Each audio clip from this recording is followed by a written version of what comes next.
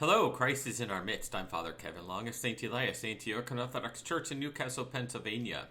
Today is Friday, January 27th, 2023, and here are the readings for today. A reading from St. Paul's letter to the Hebrews, chapter 7, verses 26 through 28, and chapter 8, verses 1 through 2. Brethren, it was fitting that we should have such a high priest, holy, blameless, unstained, separated from sinners, exalted above the heavens. He has no need, like those high priests, to offer sacrifices daily for his own sins and then for those of the people. He did this once and for all when he offered up himself. Indeed, the law appoints men in their weakness as high priests, but the word of the oath, which came later than the law, appoints a son who has been made perfect forever.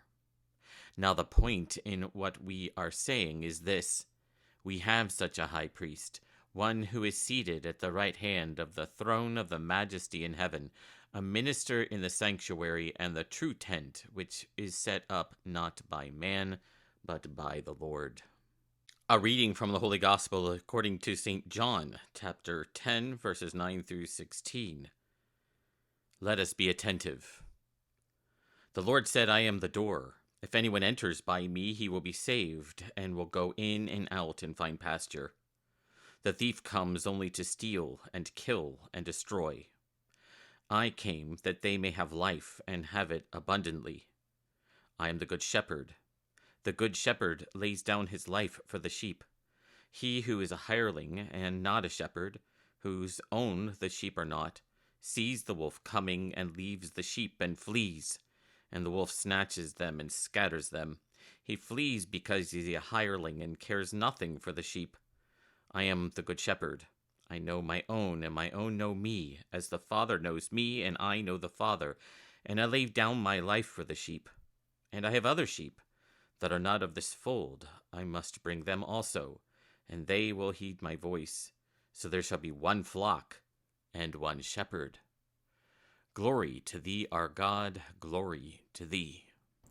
Today in the Orthodox Church, we remember our father among the saints, St. John Chrysostom. He lived in the time, around the same time, a little later than St. Basil the Great, St. Gregory the Theologian, St. Gregory of Nyssa, those great Cappadocian fathers, the framers of the first two ecumenical councils.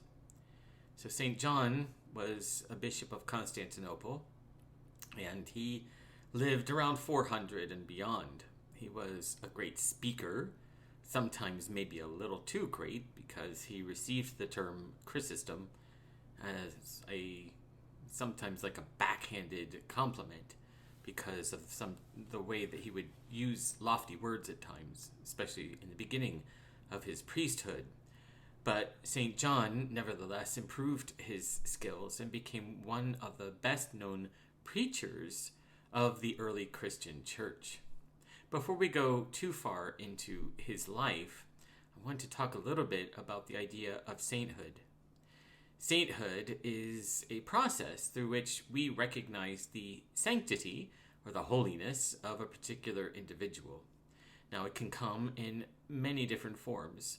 We can give thanks to God for the way that they sacrifice their lives for God and for the advancing of the kingdom, like martyrs. We can give thanks to God for saints that are ascetics, monastery people, monks, nuns, people who live an ascetic way of life.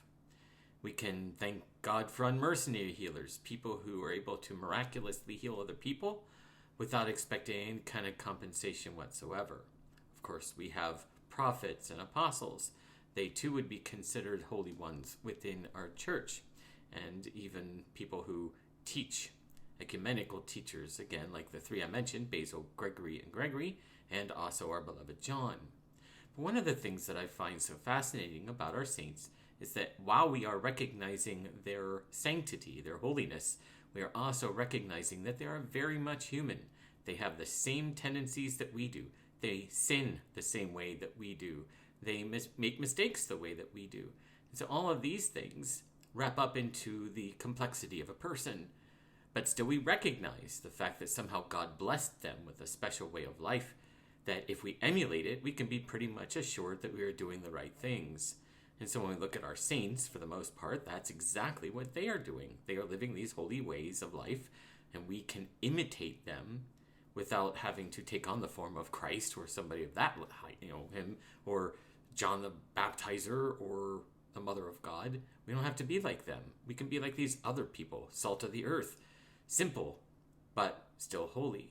And so I find the saints to be inspiring that way. And St. John is no less that way than any of the others. Of course, we recognize him as a saint. We recognize that he lived a holy life, but he was tempted with anger issues. He certainly had a lot to say about people who were going gambling instead of coming to church. He had some very pointed things to say about Eunomius, who was a heretic that was actually written against by all three of those that I mentioned earlier as well. So all four of them actually ended up writing some kind of document against this Eunomius. So what saints are then are these role models for us to follow, and in a way that's manageable, not extending beyond our abilities. In order to be like Christ, we would have to do what Christ does, to walk on water, to raise the dead.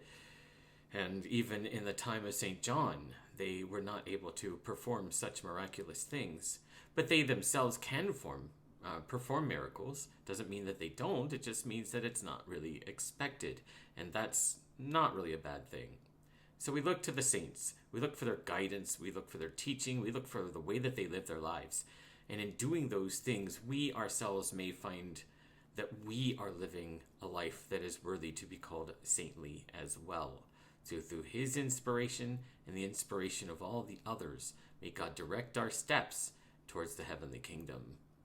So that's basically what saints are, and then St. John is just a great example of that kind of saint. He lived as one of the bishops of Constantinople, and he helped to shape the direction of the church in that time, where he worked with the emperor or the empress, sometimes much to their dismay. There is a great picture, not an icon, but a picture of St. John in his later years screaming at the empress because of her misguided activities.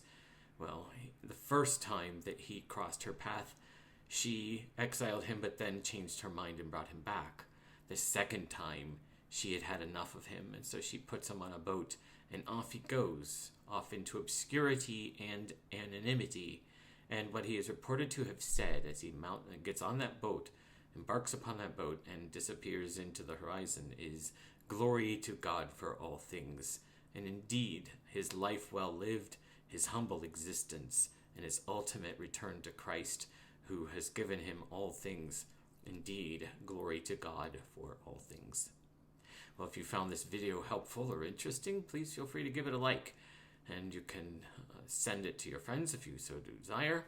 In the meantime, I pray that God will bless you, and if you have any questions, please leave them in the comment section below. You have a great day, and God willing, we'll see you tomorrow.